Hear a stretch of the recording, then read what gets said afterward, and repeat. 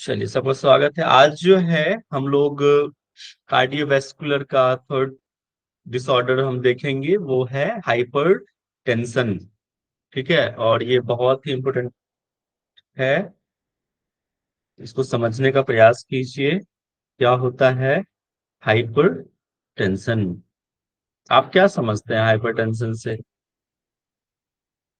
तुलेश्वरी साहू जी, बताइए, hyper tension से आप क्या समझते हैं?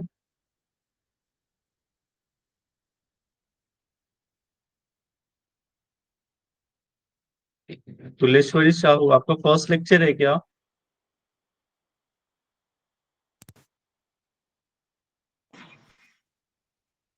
हेलो। जी सर। आपको इतना टाइम नहीं लगना चाहिए माइक अनम्यूट करने में। आपका फर्स्ट लेक्चर है ये। जी सर। तो मैं इससे पहले भी आपसे पूछ रहा था, तो आप बताना चाहिए कि सर फर्स्ट लेक्चर है। या बोलने से डरते हैं? नहीं अच्छी सर। बात तो नहीं है, मेरे क्लास का रूल। हाँ, डर डर। लगता है बोलने से?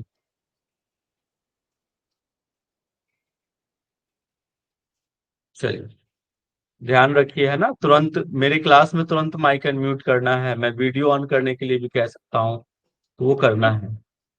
ठीक है। जी। अगर आप नहीं बोलेंगे तो मैं रिमूव कर दूंगा। ऐसे ऐसे ऐसे मैंने कई बार कर चुका हूं मैं। अगली बार से ध्यान रखिएगा। आज हम लोग थर्ड डिसऑर्डर है कार्डियोवैस्कुलर का, हाइपरटेंशन। ओके।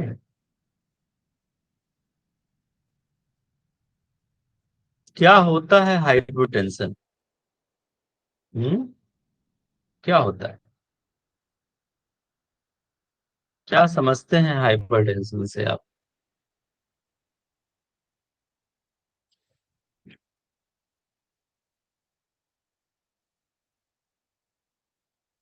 देखो, हाइपरटेंशन को हम साइलेंट किलर कहते हैं। आपको पता भी नहीं चलेगा, और ये समझ लो तो बहुत ही खतरा है। Hypertension is called silent killer. और जिनको हाइपरटेंशन रहता है ना, वो बहुत कोरिलेट रहता है। सॉरी, गलत लिखा है। हाँ, इसको आप लिख लेना, साइलेंट किलर। आजकल के इस सीडेंट्रिक लाइफ स्टाइल में ये बड़ा कॉमन सा हो गया है कि 10-15 में एक व्यक्ति को हाइपरटेंशन का शिकार है। ठीक है। जिनको हाइपरटेंशन रहता है, वो बहुत ज्यादा चांसेस रहता है कि उनको अदर प्रॉब्लम्स भी हो सकता है, या अदर प्रॉब्लम की वजह से भी हाइपरटेंशन होने की संभावनाएं बहुत अधिक रहती है। जैसे कि खासकर डायबिटीज हो गया। ओके, इस किडनी रिलेटेड प्रॉब्लम्स आ गए, ये बहुत रहता है। आप देखोगे किडनी वाले को भी हाइपरटेंशन के शिकार रहते हैं। डायबिटीज वाले दुगना, अधिकतर 100% नहीं, लेकिन हाँ मैक्सिमम वो हाइपरटेंसिव रहते हैं। ठीक है। Disorder related to circulatory system, organs involve in circulatory system. इसमें हाइपरटेंशन में कौन कौन से पार्ट इन्वॉल्व होते हैं? वो है हार्ट, वेसल्स, ब्लड। ठीक है, वेसल्स के भी दो पार्ट, जिसको आर्टरीज और वेन कहते हैं। इसके दो टाइप्स होते हैं vessels. Blood circulates all over the body through the blood vessel. Blood vessels के थ्रू ही ब्लड का क्या होता है, सर्कुलेशन होता है हमारे शरीर में। वेसल्स आर टू टाइप्स, ये बताया मैंने। आर्टिजन मीन्स, तो proper circulation of blood force is required. ठीक है, मतलब एक सर्कुलेशन प्रॉपर होना चाहिए। अगर प्रॉपर चैनल में ब्लड का फ्लो नहीं होगा, तो कहीं ना कहीं ये हाइपर टेंसिव का ये शिकार हो सकता है। ये सेम एज, मतलब बहुत सिमिलर है किससे? पेक्टोरिस, एंजाइना पेक्टोरिस से। ठीक है। तो proper circulation of blood force is required. Heart acts as a pump. Heart क्या करता है? पंप का ही काम करता है ना, कि पूरे ब्लड को पंप करके पूरे ब्लड को पूरे शरीर में फैलाने का। Blood into the aorta and then moves into the arteries which branch into the smaller and smaller channel until it reaches every part of the body। सीधी सी बात समझिए, आप इतना अगर नहीं समझ में आ रहा है तो हार्ट का काम है ब्लड को पंप करके पूरे शरीर में मूव करना, कराना, हार्ट का ये काम है। ठीक है। When blood enters into the arteries, it develop a pressure। Arteries पे प्रेशर क्रिएट होगा, ठीक है, against the wall of it, this is called the blood pressure. उस प्रेशर की वजह से ही तो हम, अब जैसे कोई पानी है, ठीक है, पानी को हमें जैसे मोटर का यूज करके हम पानी को ऊपर या फिर कहीं पूरे घर में फैलाते हैं, तो क्या होता है, हम मोटर लगाते हैं, एक प्रेशर क्रिएट करके फिर उसको पानी को हम नीचे से ऊपर खींच के एंड देन डिस्ट्रीब्यूट करते हैं। वैसे ही ये है, मोटर का काम करता है हार्ट की, उसको फिर पंप किया ब्लड को और उसको पूरे शरीर में भेजने का काम करता है। और जब ब्लड जाता है आर्टरीज पे तो वो एक प्रेशर क्रिएट करता है, प्रेशर, और उसी को कहते हैं ब्लड प्रेशर। ब्लड का प्रेशर क्रिएट होना, that's called the blood pressure. और यही ब्लड प्रेशर अगर ज्यादा हो जाए आर्टरीज पे, आर्टरीज पे अगर ज्यादा प्रेशर क्रिएट करने लग जाए, is called the high blood pressure. High हो गया है बहुत। Due to the pressure blood flow into the arteries to the arterioles and the reaches into the region of the cells।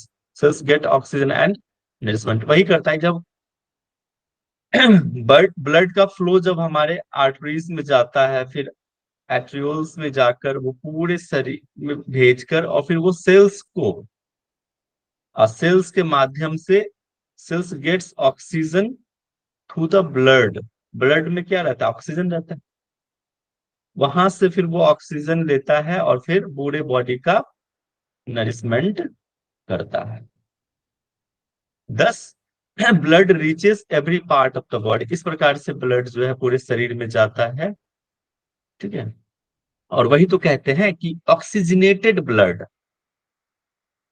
वहां से हार्ट में क्या होता है, वहां से प्यूरिफिकेशन का भी काम हो रहा है कि एक तो हमने वहां लंग्स के थ्रू प्यूरिफिकेशन, वहां से इम्प्योर ब्लड, डीऑक्सीजनेटेड ब्लड गया और फिर जाके एक उसको हमने क्लीन करके ऑक्सीजनेटेड ब्लड को हमने पूरे शरीर में आर्टरीज के थ्रू फैला दिया, ठीक है। Then blood collected into the veins in of every increasing size until it reaches the heart and completes the circulation। ये वही चीजें हैं। वैसे आप वेन्स के थ्रू जो है हमारे अपने आपके शरीर में क्या ग्रीन, आपने देखा होगा उस तरह का वेन्स रहते हैं, ठीक है, उसके थ्रू ब्लड का फ्लो हो रहा है हमारे पूरे शरीर में। Circulation of blood from the heart to cell and from cell to heart is known as the systematic, and from heart to lungs and lungs to heart is known as the pulmonary circulation। ये term आप याद रखिएगा, क्या ये आपके knowledge में होना चाहिए। ये क्या होता है, जब हार्ट से सेल और फिर सेल से हार्ट की तरफ ये चैनल जब बनता है, सर्कुलेशन होता है ब्लड का, उसको हम कहते हैं सिस्टमैटिक। और फिर heart to lungs and lungs to heart, उसको हम कहते हैं pulmonary circulation. Okay. Pressure in veins does not affect the arterial blood pressure। ये आप उसे छोड़ सकते हो। मेजरमेंट ऑफ ब्लड प्रेशर, ये आप ध्यान में रखिए क्या होता है।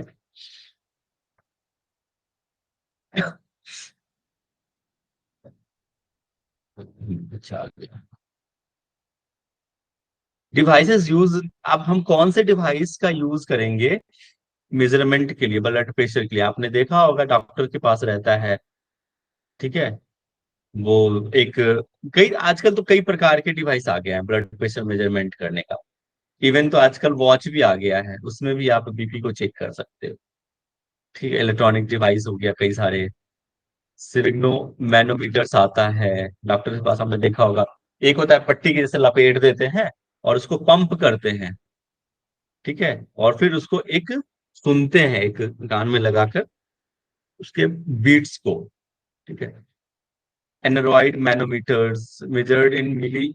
हाँ, ये आप ये याद रखिएगा कि यूनिट क्या होता है इसका, जब हम ब्लड प्रेशर को मेजरमेंट करते हैं उसका यूनिट क्या होता है। तो measurement measured in millimetre of mercury, mmHg ये होता है। आपने देखा होगा कि ब्लड प्रेशर किसी को पूछते हैं तो बोलते हैं ना कि 180। नॉर्मल ब्लड प्रेशर का ये जो रेशियो होता है कि 120/180। ठीक है, mmHg यही यूनिट है एक्चुअली। ये हेल्दी कंडीशन में है, नॉर्मल वैल्यू है ये अपर क्या होता है 120 सिस्टोलिक नंबर। ये ब्लड प्रेशर को नंबर्स में हम मेजर करते हैं। ओके, कि कितना नंबर्स हुआ कैसे हुआ, वो बीट्स पे रहता है कि कितना हर्ट बीट।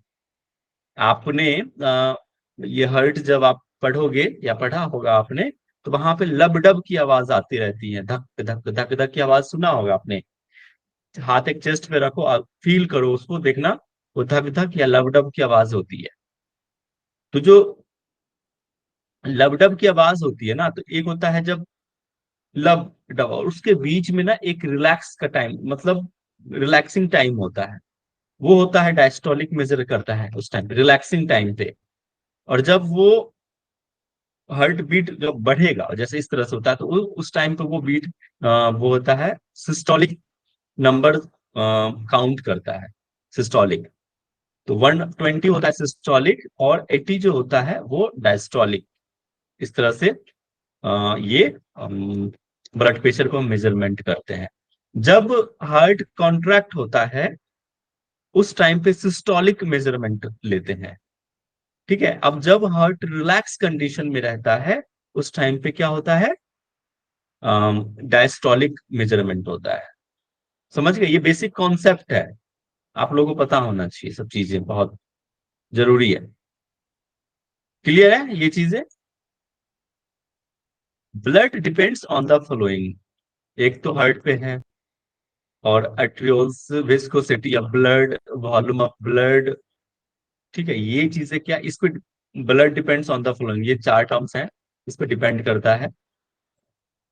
ठीक है, हार्ट का, फिर एट्रियोल्स पे, और विस्कोसिटी ऑफ, ये थिकनेस होता है, विस्कोसिटी मतलब थिकनेस ऑफ ब्लड, और वॉल्यूम कि उस कितना उसका वॉल्यूम है ना उस पे।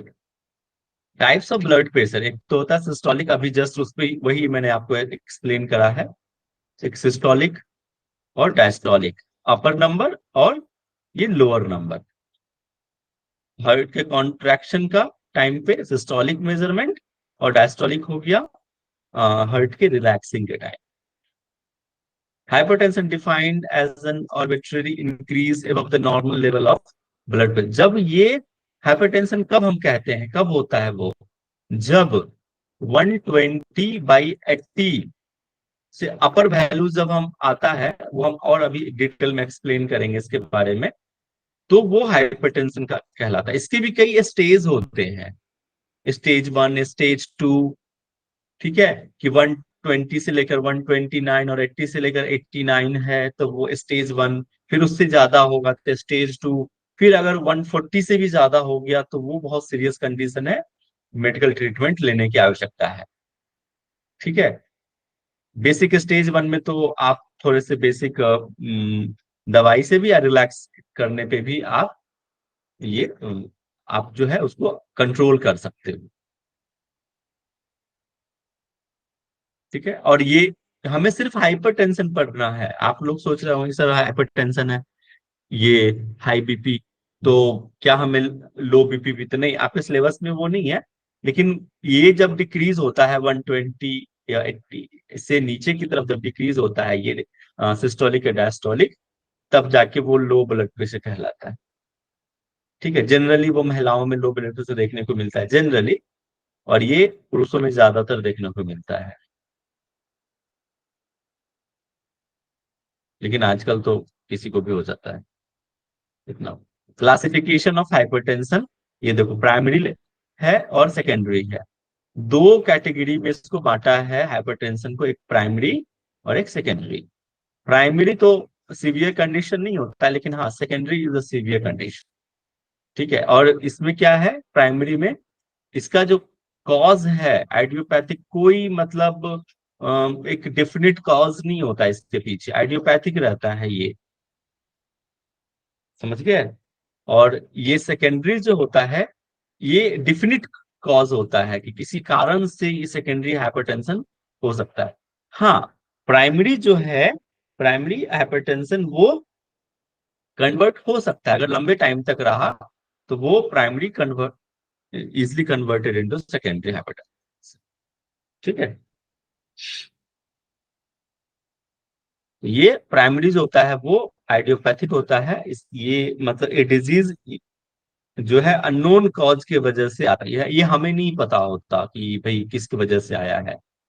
ठीक है, primary hypertension called the essential hypertension. इसका दूसरा नाम जो है इसेंशियल हाइपरटेंशन भी है, याद रखिएगा। For which there is no identifiable cause, it also known as idiopathic. कोई इसका आइडेंटिफाइड नहीं है कि इसी कारण से हुआ है, किसी भी कारण से हो सकता है ये। ठीक है, या तो आप ज्यादा लेते हो तो उस टाइम पे भी आपका हार्ट, आप देखो एक और चीज, आपने जब कभी भी डॉक्टर के पास जाते हो, अगर आपको हाई बीपी या ब्लड प्रेशर चेक करवाना रहता है तो क्या आप तुरंत जाते हो, तुरंत डॉक्टर चेक करता है क्या? नहीं सर, नहीं, नो पहले सर। वो थोड़ा नॉर्मल वो होने देता है ब्रीथ। हाँ बिल्कुल, आपके ब्रेथ को पहले नॉर्मल होने देता है, थोड़ी देर आप रिलैक्स कीजिए, एंड देन दे विल ये डायग्नोज करता है वो ये इसका हाई ब्लड प्रेशर का या फिर बीपी का। ब्लड प्रेशर तब वो चेक करता है। ठीक है, ऐसे ही नहीं करता है, क्योंकि उस वक्त आपके हार्ट बीट ज्यादा, उस वक्त हो सकता है ज्यादा ब्लड प्रेशर आया है ना, तो इसीलिए फ्लक्चुएट हो सकता है, इसलिए आपको पहले रिलैक्सिंग कंडीशंस में जाना देता है। स्क्रीन शो नहीं हो रहा है, हाँ अभी स्क्रीन बंद किया मैंने। ठीक है, सेकेंडरी हाइपरटेंशन में क्या है, is a definite cause, treatment for this cause is solution for the problem. इसमें क्या होता है कि थोड़ा सा ये सीवियर कंडीशंस होते हैं, इसका प्रॉपर आपको ट्रीटमेंट लेनी पड़ेगी, सेकेंडरी हाइपरटेंशन। ठीक है, और ये नोन होता है, जैसे कि किसी को सीकेडी की शिकायत है, क्रॉनिक किडनी डिजीज है या फिर डायबिटीज है, ये नोन कंडीशंस के वजह से हो सकता है। कोई अदर इशू की वजह से, कोई अदर किसी को एंजाइटी है तो उस वक्त भी हाइपरटेंशन हो सकता है, डिप्रेशन है, मतलब नोन कंडीशंस के वजह से, नोन प्रॉब्लम्स की वजह से जो प्रॉब्लम हाइपरटेंशन होता है वो हम कहते हैं secondary hypertension. Pathology of essential hypertension और इसके रिस्क फैक्टर, कि भाई क्या रिस्क फैक्टर है, कॉजेस क्या है ना।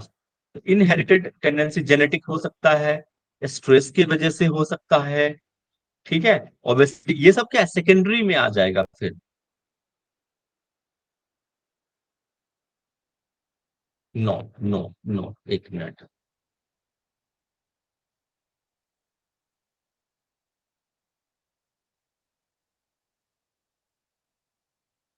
Pathology for essential hypertension risk factor,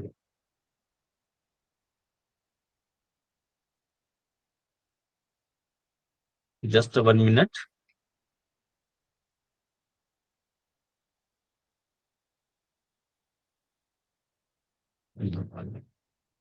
देखो दो चीजें हैं यहाँ पे, याद रखिएगा। एक पॉइंट याद रखना यहाँ पे, ये है इसेंशियल हाइपरटेंशन के रिस्क फैक्टर, जो अभी हम आपने बताया है ये, कि ये क्यों हो सकता है, इसेंशियल हाइपरटेंशन क्यों होगा, इसके पीछे का रीजन क्या है। ठीक है, वो हमें नहीं पता है, कुछ भी हो सकता है। ठीक है, वो कोई डिफिनिट कॉज नहीं है, ये हो अब उसके पीछे का रीजन है ये जेनेटिक हो सकता है। ये चीजें हमें नहीं पता कि भाई किस वजह से होगा वो प्राइमरी। ठीक है, एसेंशियल हाइपरटेंशन हेरिडिटरी भी हो सकता है, स्ट्रेस की वजह से हो सकता है, ओबेसिटी की वजह से हो सकता है, स्मोकिंग की वजह से हो सकता है, इंक्रीज इन साल्ट इनटेक की वजह से हो सकता है, अगर आपके खाने में ज्यादा नमक है तो भी वो हो जाएगा, intake of potassium calcium and magnesium, इसके वजह से भी भी ये हाइपरटेंशन हो सकता है, और अल्कोहल की वजह से हो सकता है। एक बड़ा लाजवाब चीज आपको मैं बताता हूँ। जब आप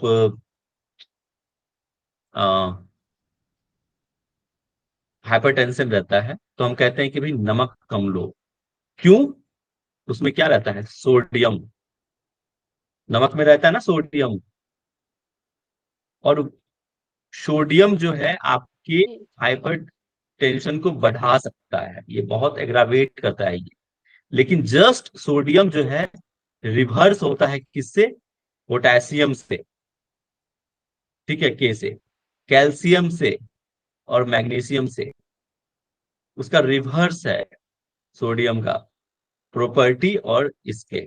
इसीलिए कहते हैं कि आप, ये अच्छा होता है कि आप पोटेशियम कैल्शियम मैग्नीशियम लीजिए। ये it's a good thing actually.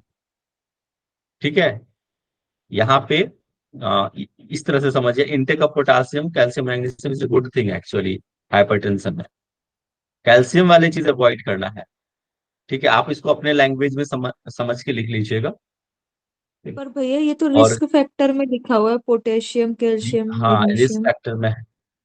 Potassium risk factor में है, लेकिन यहाँ पे इस तरह से नहीं होना चाहिए था कि ये हेल्प करता है आपको। पोटेशियम कैल्शियम मैग्नीशियम लेना चाहिए उस टाइम पे। इसलिए कहते हैं इनटेक ऑफ पोटेशियम, ये वो नहीं होना चाहिए। ये मिस्टेक से लिखा हुआ है। सोडियम नहीं होना चाहिए, ये एक्चुअली बढ़ाता है। इसीलिए तुम कहते हैं कि जब आपको हाइपरटेंशन है तो नमक वाले चीज मत लीजिए, सोडियम। जलनेती भी कराते हैं तो सेंधा नमक का यूज करो।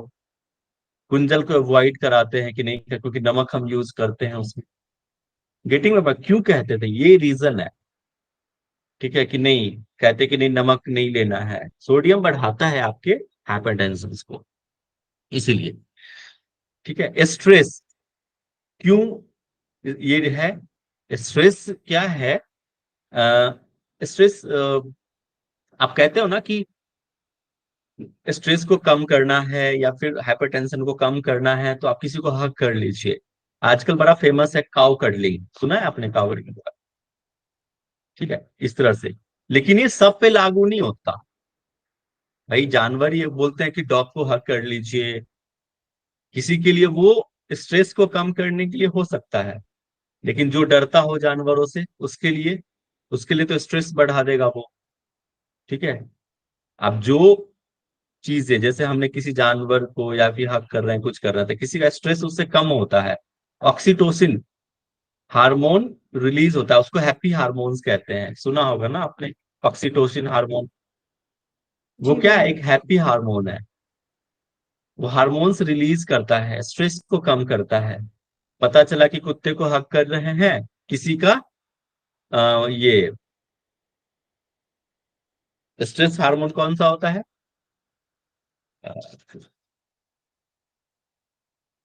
कॉर्टिसोल और कॉर्टिसोल, है ना?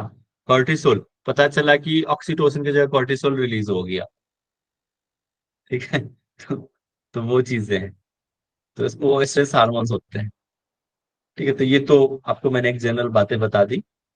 ठीक है, ओबेसिटी एक रीजन है हाइपरटेंशन का। अब आता है सेकेंडरी हाइपरटेंशन का।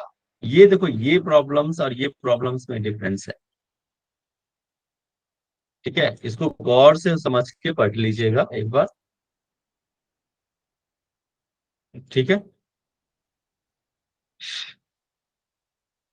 एंड दिस प्रॉब्लम, ये क्या है? सेकेंडरी हाइपरटेंशन की पैथोलॉजी की किडनी डिजीज, जो हम अभी आपको बताया।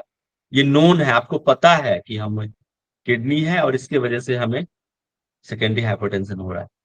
कोरेक्टेशन ओएटा, ठीक है, कॉन्जेनिटल हार्ट। ये क्या होता है? बर्थ के टाइम पे, जब प्रेग्नेंट बर्थ जब जन्म लेता है, बच्चा जन्म लेता है, उस टाइम पे ये चीजें प्रॉब्लम आती है। ठीक है, उसकी वजह से हाइपरटेंशन होता है। प्रेगनेंसी के दौरान भी सेकेंडरी हाइपरटेंशन बहुत देखने को मिलता है। ठीक है, थायराइड प्रॉब्लम्स में भी, स्लीप एपनिया में भी उस टाइम पे सेकेंडरी हाइपरटेंशन हो सकता है। ड्रग्स लेते हैं। मैलिग्नेसी क्या होता है? मैलिग्नेसी होता है कि, हाँ, ये कैंसर से रिलेटेड यार है। जो कैंसर सेल्स रहते हैं ना, उसका एग्रावेशन होना, उसका बढ़ जाना उसके वजह से, ठीक है, स्प्रेड हो जाना, ठीक है, ability to spread the other side of the body, किसी अलग जगह पे ये कैंसर के सेल्स एक्टिवेट हो जाना, वहां पे बढ़ जाना, ठीक है, उसी को कहते हैं। और अनकंट्रोल्ड ग्रोथ होता है सेल्स का, वही तो होता है कैंसर। क्यों होता है कैंसर का? एक रीजन ये है कि अनवांटेड सेल्स का डेवलपमेंट होना, दिस ऑल्सो कैंसर, वही तो होता है कैंसर। तो वो होता है मैलिग्नेंस। साइंस एंड सिम्टम्स इसका हाइपरटेंशन का, असिम्पथेटिक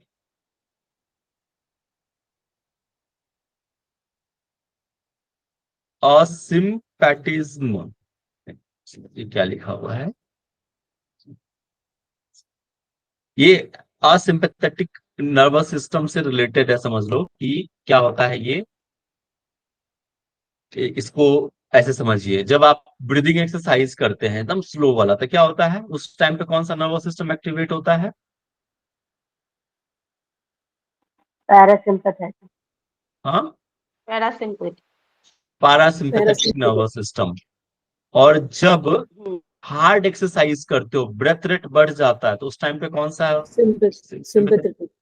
sympathetic nervous system sympathetic. Activate होता है। तो उस टाइम पे आपके हार्ट बीट बढ़ जाना, ठीक है, तो ये एक सिम्टम्स है, एक साइन है, ठीक है, उससे ही को रिलेटेड करके ये लिखा हुआ है। हेडेक होना, जिडीनेस होना, ये होता है नौसिया या फिर वोमिटिंग, ठीक है, जिडीनेस। ब्रेथलेसनेस मतलब आपके ब्रेथ काउंट भी कम हो जाएगा। चेंज इन विजन मतलब देखने में भी प्रॉब्लम्स आना है। एक्सर्शन होगा, चेस्ट पेन होगा, ये सिम्टम्स है हमारा। डायग्नोस आप जब करते हैं, क्या करते हैं हाइपरटेंशन का? आप बीपी चेक करते हो, डॉक्टर क्या करते हैं, यूरिन टेस्ट के लिए भी देते हैं, बीपी चेक करते हैं, ब्लड टेस्ट देते हैं, कोलेस्ट्रॉल लेवल बढ़ा तो नहीं है। भाई कोलेस्ट्रॉल लेवल चेक किस में करते हैं? ब्लड में ही तो करते हैं, ब्लड टेस्ट इसलिए देते हैं कोलेस्ट्रॉल लेवल कितना बढ़ गया कैसे। ईसीजी, ईसीजी का फुल फॉर्म क्या होता है बताइए? इसी चेक करवाते हैं। इलेक्ट्रोकार्डियोग्राम। हाँ, और अल्ट्रासाउंड के लिए भेजते हैं, किसके लिए? हार्ट एंड किडनी के लिए, ठीक है, अल्ट्रासाउंड करवाते हैं। To understand the hypertension, hypertension को समझना है तो देखिए ये चीजें होती है मेजरमेंट की। 120/80 mmHg से हेल्दी कंडीशन, किसी इंसान का अगर बीपी 120 से 80 आता है तो वो हेल्दी पर्सन कहलाता है, वो हेल्दी है। अगर 120 से लेकर 129/80 आता है तो इसमें क्या है, नॉर्मल, कोई वो सीरियस कंडीशन नहीं है, आप अपने लाइफ स्टाइल को चेंज करके भी इसको कंट्रोल कर सकते हो। बस लाइफ स्टाइल मॉडिफिकेशन करने की आवश्यकता है। No medication can be treat, no medication can be treated by the life style changes elevated BP, ठीक है, ये लाइफ स्टाइल की वजह से होता है, और लाइफ स्टाइल मॉडिफिकेशन के थ्रू आप इसको कंट्रोल कर सकते हो। अब आता है स्टेज 1 एंड स्टेज 2। आपको मैंने पहले बताया था कि 130 से लेकर 139 और 80 से लेकर 89, ये क्या कहलाता है? स्टेज 1 कंडीशन कहलाता है, ठीक है। It's not a very serious condition, हाँ, लेकिन इस टाइम पे आपको अवेयर हो जाना है, सतर्क हो जाना है कि भैया अब गड़बड़ है कंडीशन, अब हमें प्रॉपर आपको ध्यान देना पड़ेगा। रेगुलर चेकअप करवाना चाहिए हमेशा। मैं तो ये कहूंगा कि आपको मंथली बीपी की चेकअप आजकल करना ही चाहिए। और जब 140/90, ये अगर 140 से ज्यादा हो गया तो वो स्टेज 2 कहलाता है। ये थोड़ा सा टेंशन वाला चीज है, सीवियर कंडीशन है, ये बीपी बढ़ गया है, ठीक है, ये सेकेंडरी पे आप आ गए, आप सेकेंडरी लेवल का हाइपरटेंशन कहलाता है, ठीक है। स्टेज 2 प्रॉपर यहाँ पे आपको अच्छे से एक्सरसाइज, मेडिकल अच्छे से ट्रीटमेंट लेने की आवश्यकता है। और ये तो सीवियर कंडीशन है, अर्जेंट मेडिकल ट्रीटमेंट यहाँ पे है। 180 से 120, so very very severe hypertensive condition, ठीक है, इसको कहते हैं हाइपर टेंसिव क्राइसिस, ठीक है। भैया बीपी बढ़ेगा तो दोनों साइड का डिजिट जो है उसमें चेंज आएगा, और हाँ, घटेगा तो दोनों साइड, दोनों साइड की डिजिट में चेंज आएगा। दोनों साइड में चेंज आता है। ऐसा थोड़ी होता ओके है भैया। कि आपने अभी हमको, आपको मैंने क्या बताया, सिस्टोलिक एंड डायस्टोलिक बताया था कि नहीं बताया था? तो हाँ सिस्टोलिक जी में क्या भैया। होता है, हार्ट का कॉन्ट्रैक्शन होता है। और डायस्टोलिक में क्या होता है, हार्ट रेस्ट कंडीशन में होता है। एक्सपेंड। ठीक है। तो सबसे ज्यादा तो फ्लक्चुएशन सिस्टोलिक में आएगा, लेकिन उसका इम्पैक्ट हमारे डायस्टोलिक पे भी आता है। ठीक है, जो रेस्ट कंडीशन है वो अच्छे से नहीं होगा, हार्ट अच्छे से रेस्ट कंडीशन में ही नहीं जाएगा, तो फिर क्या होगा, इसमें इसके वैल्यू में चेंजेस आएगा। समझ रहे हो? तो दोनों ही एक ठीक दूसरे से है। कोरिलेट रहता है। ठीक है। जी इसमें भैया। भी फ्लक्चुएशन आएगा, क्योंकि ये हार्ट का रेस्ट कंडीशन का मेजरमेंट करता है। और जब रेस्ट कंडीशन ही अच्छे ढंग से नहीं हो रहा है हार्ट का, तो फिर वो मेजरमेंट कैसे अच्छे से देगा, नॉर्मल देगा ही नहीं। इसमें भी फ्लक्चुएशंस आती है। ठीक है, लेकिन फोकस हमारा ज्यादातर हाइपरटेंशन में अपर वैल्यूज पे रहता है। 180 देखो, ये बहुत सीवियर कंडीशन। क्लियर है? कैन वी मूव ऑन योगा जी थेरेपी? भैया। ठीक है। फर्स्ट क्या होता है, मैंने अब उसमें भी हमने क्या बताया था, यम नियम life style modification, first lecture में, इंट्रोडक्टरी सेशन में। फिर आप सटकर्म था, आसन था, प्राणायाम था, मुद्रा, ये सारी चीजें थी। तो यहाँ पे कुछ है योगिक थेरेपी की आप लाइफ, ये तो बहुत बहुत इंपॉर्टेंट है। चाहे वो कैसा भी प्रॉब्लम क्यों ना हो, आपकी लाइफ स्टाइल मॉडिफिकेशन बहुत जरूरी है। तो लाइफ स्टाइल चेंज होना चाहिए, चेंज इन एटीट्यूड आपका चेंज होना चाहिए, है ना, following the practice of yama also niyama, adapting concept of mitahara, diet proper आपको लेना चाहिए, तीखा मिर्च मसालेदार भोजन आपको नहीं करना चाहिए इस टाइम पे, बिल्कुल सात्विक भोजन, शुद्ध एंड सात्विक भोजन। ओके। एडवाइस फॉर प्रॉपर, और नमक भी कम, अभी आपको बताया था ना नमक क्यों नहीं ज्यादा लेना है। ठीक है। और खासकर जो योगा के प्रैक्टिशनर है उनको तो कम ही खाना चाहिए नमक, तेल मिर्च मसालेदार तो खाना ही नहीं चाहिए। Advice for proper behaviour and attitude to keep the mind calm, state control, anger, jealousy, greed, etc, five enemies of mind. ये चीजें जो बताया गया ना कि फाइव एनिमीज ऑफ माइंड, मतलब अपने मेंटल स्टेट को कंट्रोल करना है। ठीक है। अपने गुस्सा को, जेलसी को, ग्रीड को, वो सबको कंट्रोल करना है। ठीक है। और ये क्या कह रहा है, ये एनिमीज है माइंड के, माइंड को जब तक रिलैक्स, मतलब जब तक इस पे कंट्रोल नहीं करोगे माइंड रिलैक्स होगा ही नहीं, आपका माइंड इधर उधर डिविएट होगा। जब तक माइंड रिलैक्स नहीं होगा आप हाइपरटेंशन को कंट्रोल नहीं कर पाएंगे। ठीक है। एक और आपको मैं एकदम सच्चाई बता दूं कि भाई हाइपरटेंशन को आप कंट्रोल कर सकते हो, इट कांट बी क्योर्ड, लिख लो। हाँ, बेसिक स्टार्टिंग है, आ रहा है, सिम्टम्स आ रहे हैं, धीरे धीरे लक्षण प्रकट हो रहा है, then it can be curable. But अगर आपके सेकेंडरी पे पहुंच गए, ठीक है, तो फिर भैया ये नहीं ठीक होती है। अगर कोई कहता है कि हमने ठीक कर दिया है तो वो गलत है। अगर ठीक हो जाएगा तो फिर वो बार बार नहीं आएगा, ये रिकरिंग भी हो सकता है। आपको लगेगा कि ठीक हो गया है, लेकिन वो ठीक नहीं होता है। आपको अपने, हम कंप्लीटली लाइफ स्टाइल को कंट्रोल करना पड़ेगा, मॉडिफाइड करना पड़ेगा, और जो भी यौगिक मैनेजमेंट है वो करना पड़ेगा, then it can be cured और it can be controlled. Okay. Daily regime to be followed, मतलब आपके जो डेली दिनचर्या है वो सबको प्रॉपर ढंग से रूटीन वाइज फॉलो करना पड़ेगा। इट हेल्दी डाइट, मिताहार भोजन लीजिए, लो साल्ट डाइट लेना है, रिडक्शन इन सोडियम। देखो, अभी वही चीजें अभी बता रहा था मैं कि रिडक्शन इन सोडियम, सोडियम ज्यादा नहीं लेना है। ठीक है। इट्स अ गुड कि अगर आप जो है पोटेशियम, मैग्नीशियम, कैल्शियम ले रहे हैं, देन इट्स गुड, वो भी कंट्रोल में वो ले रहे हैं तो अच्छा है वो हमारे हार्ट के लिए, लेकिन सोडियम नहीं अच्छा है। ओके, तो ये कम होना चाहिए। अवॉइड अवॉइड बेकरी आइटम्स, हाँ जो बाहर के खासकर जो मैदे वाली चीज है ना उसको अवॉइड करना है। मैदा क्या होता है, हमारे आंतों से चिपकता है, तो मैदे वाले चीज, बेकरी वाले चीज, बिस्किट्स हम बहुत खाते हैं, वो नहीं करना।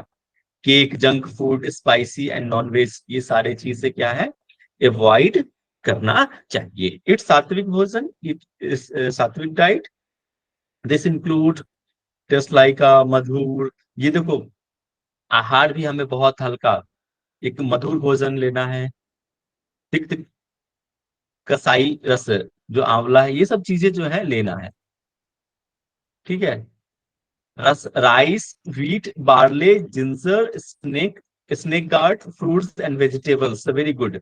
जिंजर कहते हैं ना हमारे जो हर्ट के मतलब जो कैपिलरीज है ना, और ये जिंजर जो है हमारे ब्लड को भी प्यूरिफाई करने का काम करता है, उसके थिकनेस को कम करने का काम करता है, दैट्स वाई कहता है कि जिंजर आप लीजिए। और बाकी फ्रूट वेजिटेबल्स तो है ही, है ना, ये सब चीज आपको लेना है। बार्ले, ये सब चीजें बहुत हेल्प है करता है आपको। जो आप जो लेते हैं ना गेहूं का, वो भी आपके ब्लड को प्यूरिफाई करने का काम करता है ना बात। It only those food which doesn't increase weight, हाँ ऐसे जो भोजन है जो आपके कोलेस्ट्रोल को बढ़ाता है, ठीक है, वो नहीं लेना है। जो वेट, कोलेस्ट्रोल बढ़ेगा तो मतलब आपका वेट बढ़ेगा, तो वो भोजन नहीं लेना है। पैकेट वाले फूड्स नहीं खाने हैं। No body purification methods, no body purification method, हाँ अब ये क्यों लिखा है कि आप देखो, बॉडी प्यूरिफिकेशन में हम लोग क्या करते हैं जनरली, सॉल्ट का यूज करते हैं, जैसे कुंजल हो गया, नेती हो गया, तो इसीलिए यहाँ पे ये मेंशन किया है कि इसमें कोई बॉडी प्यूरिफिकेशन मेथड आपको यूज नहीं करना चाहिए। हाँ लेकिन अगर आप सिंधा नमक या प्रॉपर कम मतलब नमक, सोडियम ना हो, then you can use, otherwise avoid करना चाहिए। अब देखो इसका एक रीजन तो ये हो गया नमक, और दूसरा कारण क्या है, ये हमारे हार्ट पे भी प्रेशर क्रिएट करता है, जो हम कुंजल करते हैं ये वो आपके हार्ट पे भी प्रेशर क्रिएट करता है, दैट्स वाई यहाँ पे बॉडी प्यूरिफिकेशन को अवॉइड करने के लिए कहा है, ठीक है। आसन, सिंपल आसन जो आपके हार्ट पे प्रेशर ना, दबाव ना डाले, ठीक है। कोई भी भारी आसन नहीं करना चाहिए, हैवी आसनास नहीं करना है। सूक्ष्म व्यायाम, easy postures, simple simple, no reverse pose, ताकि ब्लड का फ्लो हमारे हार्ट की तरफ न जाए ज्यादा, वो नहीं करना है, प्रेशर ना बने, इसलिए रिवर्स पोज नहीं करना है। रिवर्स पोज में जैसे हो गया डाउनवर्ड डॉग पोज, ठीक है, नो एडवांस पोस्चर।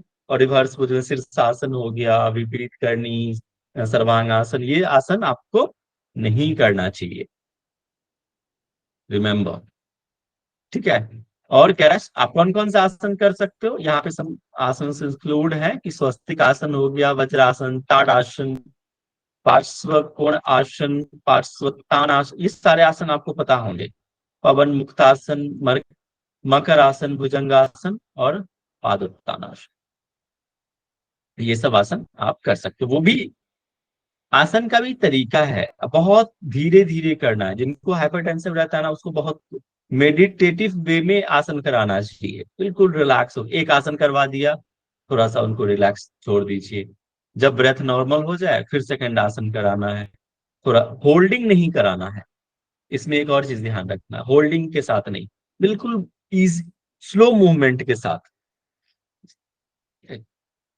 इसके बाद प्राणायाम कर सकते हैं, नाड़ी शोधन, भ्रामरी, चंद्र भेदी, शीतली, ये सब बहुत अच्छा है इसमें।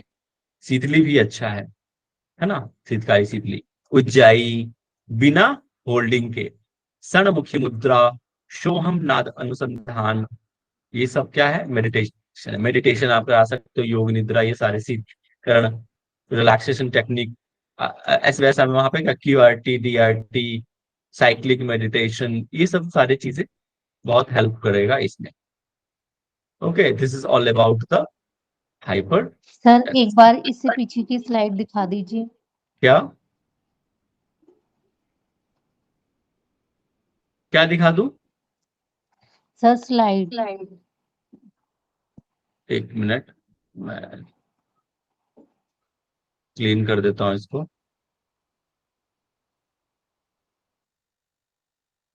ठीक है, आप इसका स्क्रीनशॉट आप ले सकते हो। वैसे तो अपलोड हो गया होगा आई थिंक, उस पे देख लेना। ठीक है, इसमें एक और चीज मैं आपको बताता हूँ। हम्म,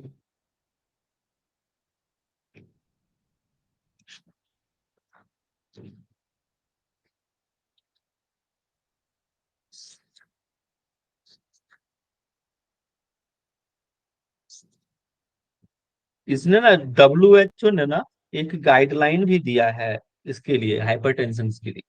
आप लोग देख के आना, जो फार्माकोलॉजिकल ट्रीटमेंट है हाइपरटेंशन इन एडल्ट्स, वो 2021 में एक WHO ने गाइडलाइन दिया है। ठीक है, हाइपरटेंशन वालों के लिए, कि उसका एक प्रॉपर पब्लिकेशंस प्रोवाइड करवाया है उसको। ठीक है, कुछ ट्रीटमेंट दिया है, एक प्रॉपर उसमें गाइडलाइन में आया हुआ है। WHO ने 2021 में पब्लिश किया था। ठीक है, उसका फॉलोअप लेना, हाइपरटेंशन जो पेशेंट है जिन्होंने भी वो किया है रजिस्टर, उनका एक फॉलोअप लेना, उसका एक प्रॉपर डॉक्यूमेंट्स बनाना और उसको चेकअप प्रॉपर तरीके से करना, ये एक WHO के द्वारा गाइडलाइन रिलीज किया गया था 2021 में। ठीक है, आप वो पढ़ना देखना गूगल पे। ठीक है,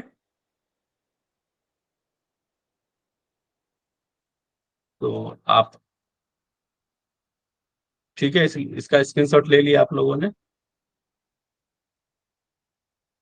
देखो।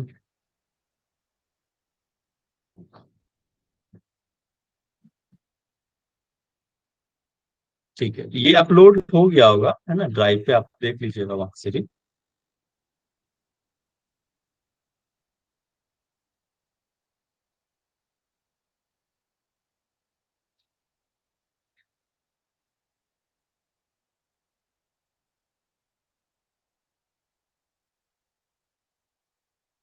ठीक है,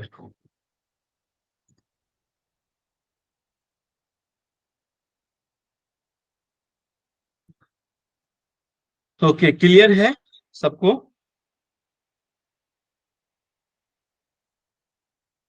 यस Yes, सर, किसी, किसी को कुछ पूछना है इसमें?